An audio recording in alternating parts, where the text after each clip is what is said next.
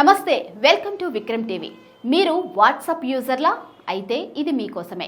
Cyber నేరాలు విపరీతంగా పెరిగిపోతున్న ప్రస్తుత కాలంలో గ్రూప్ స్కామ్ మోసాలను అరికట్టేందుకు వాట్సాప్ ఓ సరికొత్త సేఫ్టీ ఫీచర్ను అందుబాటులోకి తెచ్చింది. ప్రస్తుత కాలంలో స్మార్ట్ ఫోన్ వినియోగదారులందరూ మెసేజింగ్ యాప్ వాట్సాప్ను వినియోగిస్తున్నారు.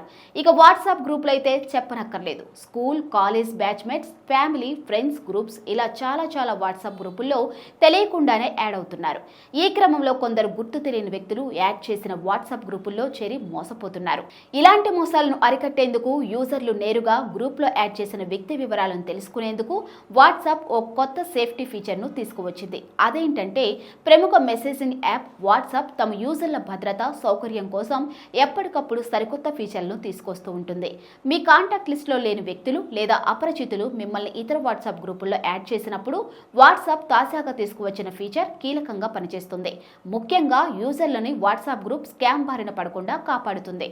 మిమ్మల్ని వాట్సాప్ గ్రూప్లో జాయిన్ చేసిన వ్యక్తి పేరు, కాంటాక్ట్స్, సందర్భాల గురించిన పూర్తి వివరాలు చూపిస్తుంది. ఆ గ్రూప్ ఎప్పుడు, ఎవరు క్రియేట్ చేశారు వంటి వివరాలు అందుబాటులో ఉంటాయి.